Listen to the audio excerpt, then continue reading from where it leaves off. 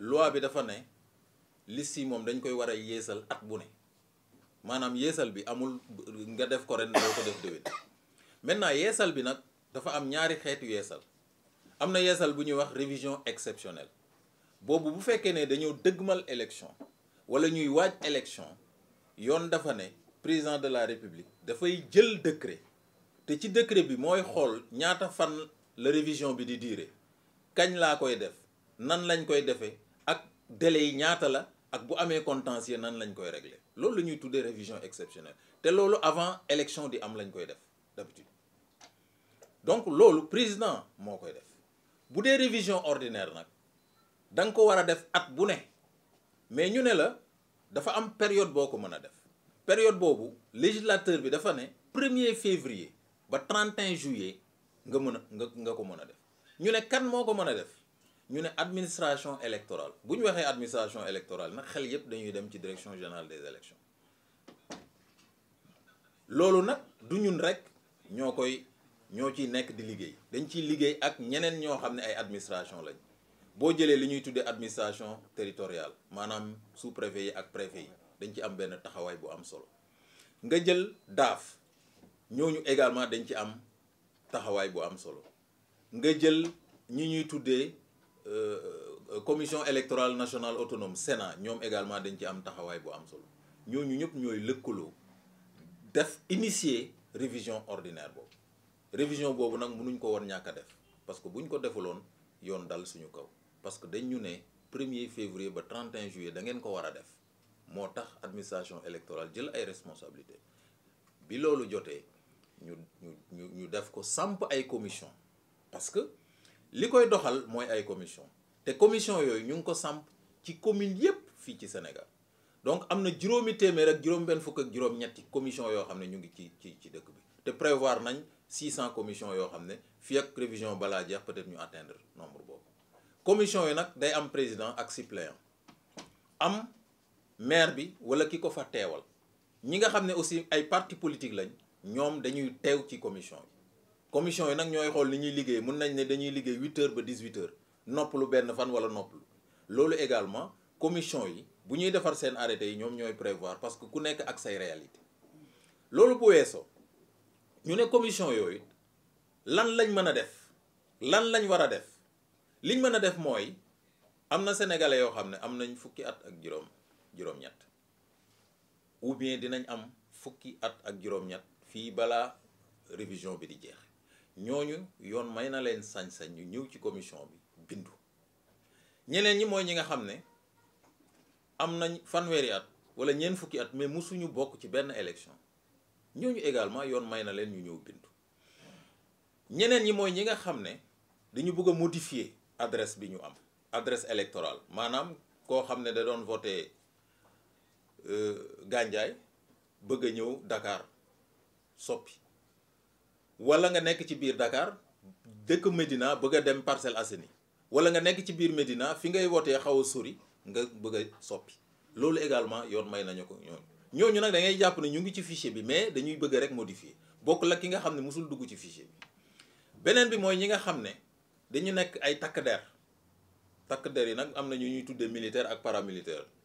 sama wolof moo xaw la dëgër tuuti pour ma mën ko faram-fàcce mais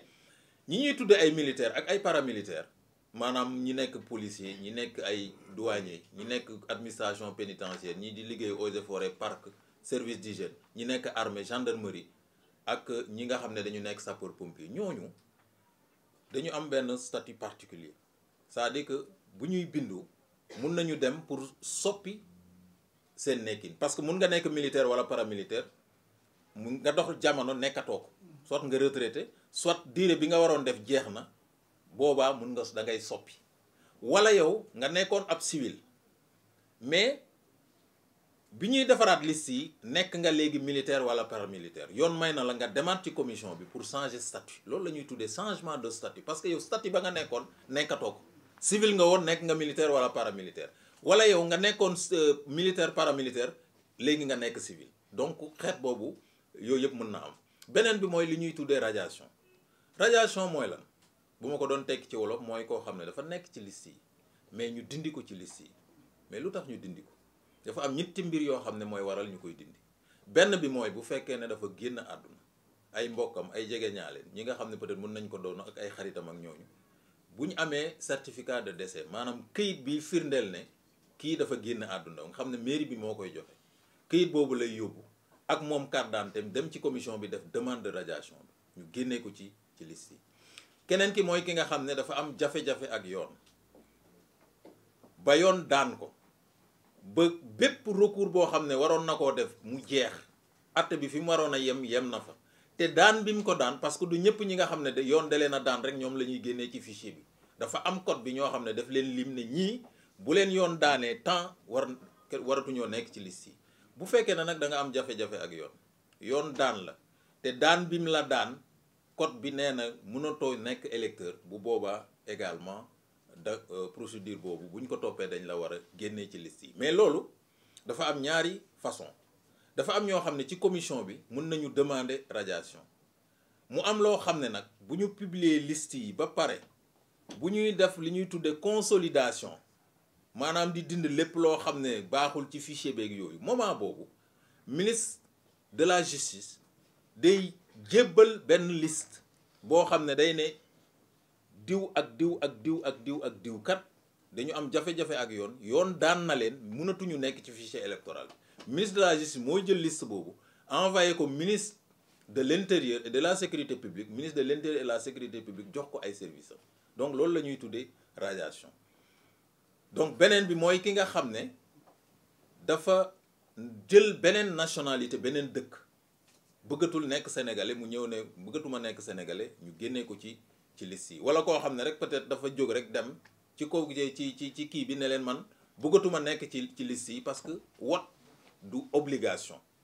fekk nekkul obligation nag ku mu neex mun nga génn ci liste yi bon cas boo xam ne nag ñun musaguñ ko gis mais loi bi prévoir na ko. donc loolu mooy yi nga xam ne mooy xew ci commission yi loolu nag bu amee dafa am loo xam ne yoon da koy prévoir à tout moment parce que kenn xamul mun nga ñëw ci commission bi gantal la sa inscription ne la lii ak lii yow d'accordoo ci boo ci d'accordul nag yoon dalaa may nga dem jooy ko tribunal mais fan nga koy jooytoo tribunal boo koy jooytu tribunal doo saisir tribunal bi da ngay saisir ki nga xam ne moo jiite tribunal bi ñu koy wax président tribunal mais ban tribunal nga war a jëm loolu dafa am solo parce que bu fekkee ne yow xamoo tribunal bi nga war a dem boo demee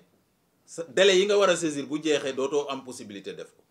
ban tribunal moo ko war a def parce que ñu bëri mun nañ jàpp ne conseil constitutionnel ngay dem wala cour suprême wala cour d'appel bu fekkee ne inscription ci liste yi la benn tribunal rek moo ko mën a àtte Sénégal en première instance mooy li ñuy tuddee tribunal d'instance mooy bu njëkk ba li ñu doon tuddee tribunal départemental donc tribunal boobu boo fa demee président bi ngay saisir boo ko saisiree ne ko man kat dama dem commission béréb sangam ñu gantal ma sama inscription dama bëggoon ñëw nag pour joytu ko fi parce que man ci samay droit laa ne parce que lii et cetera président bi bu boobaa dina jël dossier bi càmbar ko bu la waree jox dëgg mu jox la dëgg bu la warta jox dëgg aussi du la jox dëgg bu rendre ordonnance am d'accord ci yoon may na la nga dem cour suprême joytu ko foofu mais cour suprême rek la mën a yem cour suprême moom bu décider li cour suprême décider moom la ñuy appliquer. beneen bi mooy loolu la ñuy tuddee contentieux de l'enrôlement maanaam contentieux boo xam ne dafay déroulé wu tant que opération yi ñu ngi am mun nga ko def bu opération yi jeexee ba ñu tëj lépp ba génnee liste bi dafa am beneen contentieux buy am maanaam koo xam ne dem na ci liste bi gisul turam wala mu dem gis ne turam niñ ko bindee baaxul donc boobaa également yoon may na ko possibilité mu dem ci président tribunal bi ne ko man kat dama gisul sama tur wala sama tur niñ ko bindee baaxul dama bëgg ñu corriger ko bu boobaa également yoon may na ko possibilité boobu te moom am na ñaar fukki fan bu xamee loolu bi ñu publier liste yi am na ñaar fukki fan pour def ko tribunal bi également am nañ fukki fan pour rendre seen décision ak ñaari fan yoo xam ne pour communiquer décision bi autorité administrative muy sous-préfet bi muy préfet beneen bi mooy bu fekkee ne président bi jël na décision également te yow d'accord ci décision bi am nga possibilité dem cour suprême saisir ko beneen contentieux bi mooy li ñuy tuddee contentieux de la radiation d'office maanaam koo xam ne dañ ko génnee ci liste bi te d'accord ci kooku également yoon may na ko bu amee notification que bés tel dañ ma radier ci liste yi am naa notification bi bu jotee notification yoon da ko may juróomi fan yooyu mun na def recours am ci commission yi donc loolu la ñuy tuddee contentieux maanaam képp koo xam ne ci biir opération yi wala bu ñu affiché liste yi wala dañ ko génnee ci liste yi mu bëgg a dem tribunal yoon may na ko mu dem ci tribunal d'instance bi nga xam ne ci commune am fa la ne mu dem foofu bu kontaanul mu door a dem cour suprême. léegi nag décision bu cour suprême jël ñëpp xam ne décision bii la cour suprême jël parce que cour suprême mooy fa la contentieux bi di yem. di bëgg rek woo sénégalais woo acteur politique yëpp bu ñu nee acteur politique nag muy parti politique bu far ci opposition muy parti politique boo xam ne dafa far ci nguur gi boole également ñi nga xam ne ñooy société civile ak ñi nga xam ne ay acteurs yoo xam ne dañu nekk di yëngu ci wàllum culture ak yéen suñu mbokk journalistes yi ngeen jàpp ci sensibilisation bi ak communication bi parce que am na loo xam ne donc boo koy def da nga ciy boole ñëpp ñun waa direction générale des élections ñu ngi woo ñëpp ñu jàpp ci campagne de sensibilisation bi parce que am na sénégalais yu bëri yoo xam ne amaana yëgaguñ yenn information yi te xam naa ne yéen fi ngeen mën a yegg pour jàllale fa information peut-être ñun direction générale des élections mënuñ fa yegg di leen ñaan ñu tas information yi di woo ñëpp ñi nga xam ne formation politique lañ yor également ñu mën a bokk ci sensibilisation bi pour mun ko wéyal. beneen bi également mooy dinañ am gannaaw suba dimanche incha allah benn randonnée boo xam ne dañ ciy invité ñëpp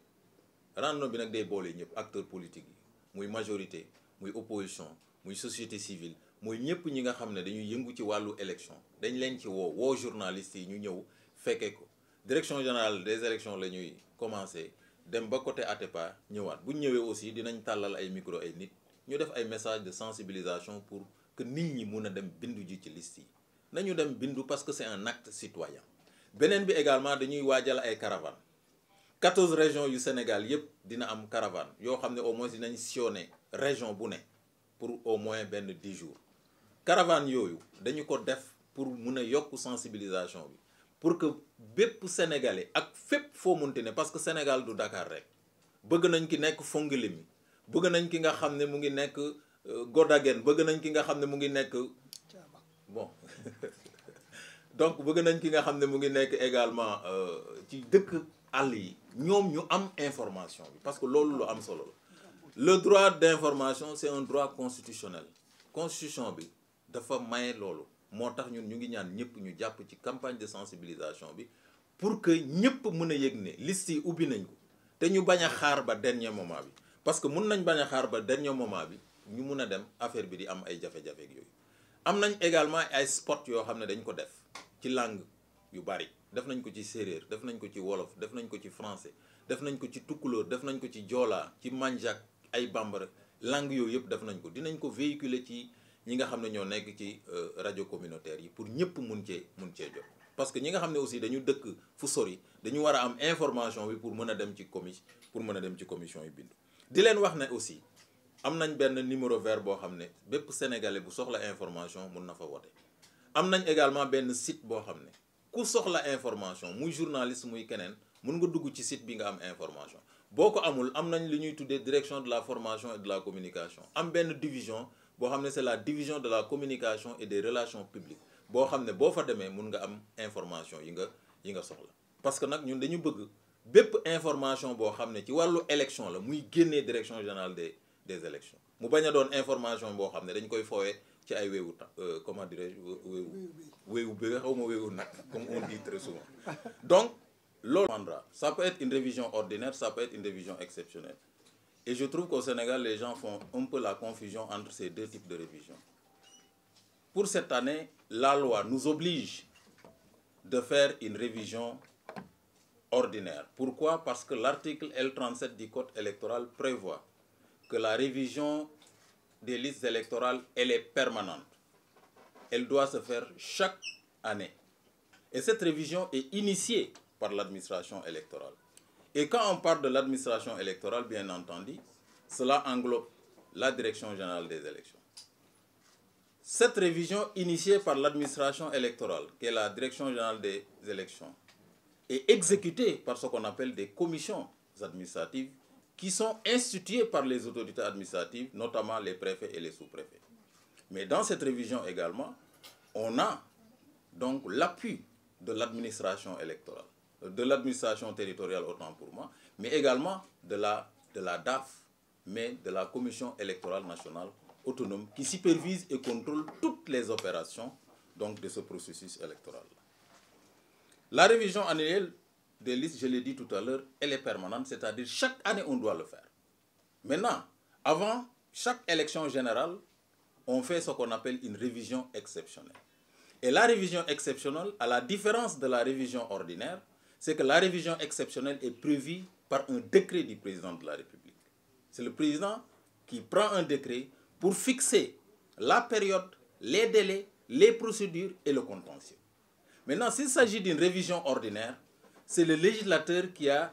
prévu dans le code électoral cette révision-là, qui dit que chaque année, du 1er février au 31 juillet, l'administration doit initier une révision ordinaire. C'est la raison pour laquelle, et conformément aux dispositions du code électoral, notamment à ses articles L37 et R28 du code électoral, la Direction générale des élections a initié la révision ordinaire, parce que si on ne le fait pas, donc on serait en porte-à-faux avec la législation électorale. Je disais tout à l'heure que cette révision est exécutée par ce qu'on appelle des commissions administratives. Ces commissions administratives sont créées par les autorités administratives, préfets et sous-préfets. Et dans chaque commune du Sénégal, il y a au moins, je dis au moins une commission. Cela veut dire quoi? Cela veut dire qu'il peut y avoir des commissions supplémentaires. Il peut y avoir même ce qu'on appelle des commissions itinérantes.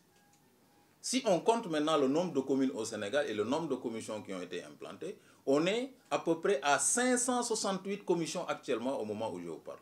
Et ce nombre de commissions peut augmenter jusqu'à 600 commissions. Donc cela veut dire qu'en réalité, dans chaque commune au Sénégal, aujourd'hui, tout citoyen qui veut s'inscrire sur les listes électorales a la possibilité de le faire parce qu'il y a au moins dans chaque commune une commission. Et donc cette commission est composée d'un président et d'un suppléant. Il y a également le maire ou son représentant, mais il y a également les représentants des partis politiques. Donc la commission est composée comme cela. Et cette commission administrative officie sous la supervision et le contrôle de la Sénat. Donc ce qui veut dire que dans chaque commission, vous avez la présence de la Sénat qui contrôle et supervise tout le processus électoral. Quelles sont les opérations maintenant qui sont effectuées au niveau de ces commissions administratives? Et ces commissions vont travailler, vont enrôler les citoyens du 1er février au 10 juillet 2025. Je vais revenir sur l'aspect parce que ça va rester 20 jours, parce qu'on a parlé du 31. Mais les 20 jours sont réservés à ce qu'on appelle le contentieux. Donc du 1er au 10 juillet, les commissions procèdent à l'enregistrement des opérations. Maintenant, du 11 au 31 maintenant, ce sera pour régler les questions de contentieux, etc. On va revenir sur ces aspects-là. Quelles sont maintenant les opérations qui sont effectuées au niveau de ces commissions-là? La première opération, c'est ce qu'on appelle les demandes d'inscription de nouveaux électeurs, notamment les jeunes qui auront 18 ans révolus avant la clôture définitive des listes. Ce n'est pas seulement les jeunes qui ont eu 18 ans. On peut avoir 30 ans sans pour autant s'inscrire sur les listes électorales. Ces personnes également sont concernées. Donc cela veut dire que toutes les personnes qui ne sont pas sur le fichier électoral et qui détiennent leur carte biométrique CEDEAO peuvent aller au niveau des commissions s'inscrire. L'autre opération, c'est ce qu'on appelle les demandes de modification d'adresse électorale ou de circonscription électorale. Une personne qui votait au niveau d'une commune A peut décider de changer pour aller vers une commune B, ou bien qui était dans une région pour aller dans une autre région, ou bien qui était dans une même commune dans un bureau pour aller dans un autre bureau. Donc, c'est-à-dire que vous pouvez changer. L'autre élément, c'est ce qu'on appelle les demandes de changement de statut. Quelqu'un qui est militaire ou paramilitaire. Quand on parle de militaire, il y a 3 corps. C'est l'armée, la gendarmerie nationale et la brigade nationale des sapeurs-pompiers. C'est ça qui sont considérés comme des militaires. Les paramilitaires, c'est la police, c'est la douane, l'administration pénitentiaire, les eaux et forêts, parcs et services d'hygiène.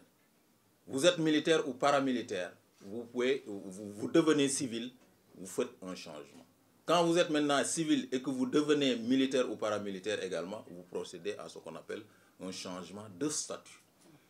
La dernière opération, c'est ce qu'on appelle les demandes de radiation. La radiation, c'est quoi? La radiation consiste à enlever un électeur régulièrement inscrit sur le fichier électoral. C'est-à-dire on enlève la personne sur le fichier électoral. Mais pour enlever cette personne sur le fichier électoral, on vous dit que c'est les personnes qui sont décédées. Et pour ce faire, il faut la production d'un certificat de décès qui atteste, parce que conformément aux dispositions de l'article 29 du Code de la famille, l'état des personnes ne se prouve que par des actes d'état civil. Et les actes d'état civil, comme vous le savez, c'est l'extrait de naissance, le certificat de décès, certificat de mariage, entre autres. Donc, pour ce faire, il faut la production d'un certificat de décès. L'autre, c'est des personnes qui sont frappées d'une incapacité juridique. Quand on parle d'incapacité juridique, c'est-à-dire c'est des personnes qui sont en conflit avec la loi, qui ont été condamnées par nos juridictions et dont la condamnation est devenue définitive et que cette condamnation ne leur permet plus d'être sur le fichier électoral. Donc voilà un peu ces trois personnes qui sont concernées. Mais également, il y a des personnes qui décident de façon volontaire donc de ne plus être peut-être sénégalais, qui ont pris une autre nationalité. Et dans ce cas, ces personnes également peuvent demander qu'ils soient donc radiés des listes électorales. Maintenant, pour toutes ces opérations, il faut la présentation de l'original de la carte d'identité biométrique CEDEAO, pas d'extrait de naissance. On s'inscrit avec la carte d'identité biométrique CEDEAO, l'original, pas de photocopie, pas d'extrait de naissance. Et pour les personnes qui veulent faire des changements de circonscription électorale ou d'adresse électorale, il faut nécessairement, si la personne n'est pas domiciliée au lieu où il demande, ou bien si la personne n'est pas née dans la localité, que la personne puisse produire un acte qui atteste son rattachement par rapport à la commune. Cela veut dire un certificat de résidence. À défaut de ce certificat de résidence, la personne peut produire une facture d'eau, d'électricité, facture Sonatel, facture quitus fiscal de moins de 6 mois, pour prouver donc son appartenance à la collectivité. Pour les autres, les corps paramilitaires, etc. également, ont la possibilité de présenter des documents donc pour se faire enrôler. L'autre élément, c'est par rapport au contentieux. Pour toutes ces opérations, vous pouvez savoir qu'une personne peut se voir refuser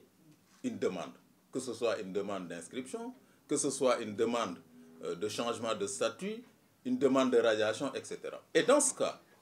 la loi a prévu ce qu'on appelle un contentieux. Et vous savez, en matière électorale, il y a plusieurs contentieux. Mais dans le cas d'espèce, le contentieux qui nous intéresse, c'est ce qu'on appelle le contentieux des inscriptions sur les listes électorales. Parce qu'il y a le contentieux des candidatures, il y a le contentieux des opérations de vote, etc. Et plusieurs juridictions interviennent dans le cadre de ce contentieux-là. Mais en ce qui concerne le contentieux de l'inscription des listes électorales, on a trois types de contentieux. On a ce qu'on appelle le contentieux de l'enrôlement, c'est-à-dire c'est un contentieux qui s'effectue au moment des opérations. Quelqu'un vient au niveau d'une commission et la commission refuse à cette personne sa demande d'inscription, de radiation ou bien de changement de statut. Donc la commission notifie à la personne le refus. Et à partir de la notification également, la personne a un délai pour aller saisir ce qu'on appelle le président du tribunal d'instance. Ici, on saisit le président du tribunal, non pas le tribunal parce qu'il y a une différence. Quand vous saisissez le tribunal, vous attendez à un jugement.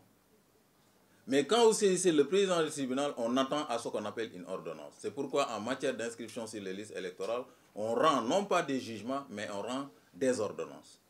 Et donc, le président du tribunal a un délai de 10 jours pour rendre sa décision. Si le président rend sa décision, si la personne également n'est pas d'accord avec cette décision, la personne a la possibilité de former ce qu'on appelle un pourvoi en cassation devant la Cour suprême. Donc ça, c'est ce qu'on appelle le contentieux de l'enrôlement, qui est un contentieux concomitant aux opérations électorales. Il y a également un autre contentieux qu'on appelle le contentieux de la radiation d'office. C'est-à-dire, je disais que la radiation peut intervenir avant, on peut faire la demande au niveau des commissions, mais au moment de la consolidation du fichier électoral, on peut procéder à des radiations. Et ces radiations, je l'ai dit tout à l'heure, l'électeur qui est décédé,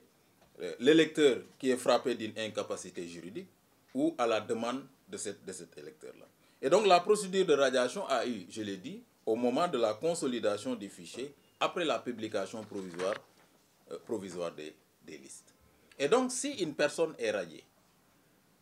la mesure de radiation est notifiée à l'intéressé. Et à compter de la notification de cette radiation, de cette mesure de radiation, la personne a un délai de 5 jours pour saisir le président du tribunal.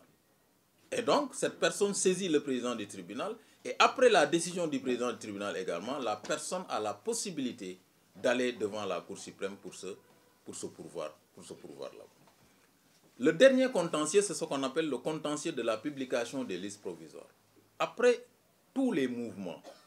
inscription, modification, changement de statut et radiation, la personne, les listes sont affichées. Et toute personne qui n'a pas vu son nom, ou bien que son nom a été omis, ou bien qu'il y a des erreurs purement matérielles sur l'inscription de son nom, la personne s'appelle Mohamed, on a écrit Mohamedou, etc. Cette personne a la possibilité d'aller au niveau des juridictions également pour se faire, comment dirais-je, pour qu'on puisse le rétablir dans ses droits. Tout citoyen également inscrit a la possibilité de réclamer l'inscription d'une personne ou bien la radiation d'une personne. Donc, et la personne dispose, à compter de l'affichage, d'un délai de 20 jours pour faire son recours devant le président du tribunal d'instance. Et le président du tribunal d'instance a un délai de 10 jours pour rendre sa décision. Et donc, un délai de 2 jours également pour procéder à la notification de cette décision-là. Donc, vous avez les 3 types de contentieux. Le contentieux de l'enrôlement, le contentieux de la radiation d'office et le contentieux de la publication provisoire des listes. Et le tout, on rend une ordonnance et il y a des voies de recours qui sont ouvertes, c'est-à-dire la cassation. La personne n'est pas d'accord, cette personne peut aller devant la Cour suprême pour se faire entendre. C'est ce qu'on appelle ces voies de recours-là. Donc, voilà, de façon résumée, ce qu'on entend par la révision ordinaire, à ne pas confondre avec la révision exceptionnelle. La révision ordinaire a un délai fixe, fixé par le législateur, du 1er février au 31 juillet. Alors que pour la révision exceptionnelle, ce n'est pas fixé par le code électoral, c'est le président de la République qui en décide. Et les délais et les procédures, les gens peuvent en discuter. Mais pour la révision ordinaire, c'est prévu, l'administration l'a initié, on est en train de l'exécuter. Et donc je pense que c'est ça le rôle d'une administration responsable, d'une administration professionnelle. Donc je voudrais peut-être lancer tout simplement un message, parce que je sais que on est en face des journalistes qui vont relayer l'information, inviter tous les citoyens sénégalais, de quelque bord qu'ils soient, de l'opposition, de la majorité, inviter également la société civile, les autres acteurs du processus électoral à participer à la sensibilisation et à la communication. Ça va durer 6 mois et les Sénégalais n'aiment que le dernier jour pour aller se faire enrôler. Je pense que c'est le moment à jamais d'aller au niveau de ces commissions-là pour s'inscrire massivement afin de permettre à beaucoup de Sénégalais de pouvoir participer à des informations. Je pense que peut-être avec d'autres questions, on aura l'occasion de revenir sur certains points. Et donc, maa ngi leen di jaajëfal di leen gërëm ci seen teewaay ak seen taxawaay di gërëm également ñi nga xam ne ñoo nekk fii ci direction générale des élections maa ngi ak le directeur des opérations électorales le commissaire Abdou Aziz Sarr commissaire divisionnaire di gërëm également samay collaborateurs ñi nga xam ne ay chefs de division lañu ñi nekk ay chefs de bureau di gërëm invités yi di gërëm journalistes yi dama bëggoon def benn témoignage ci journalistes yi parce que bépp activité bu ñu am fii ci direction générale des élections journalistes yi am nañ ci benn taxawaay bu am solo li ma ci mën a seede rek mooy depuis 2022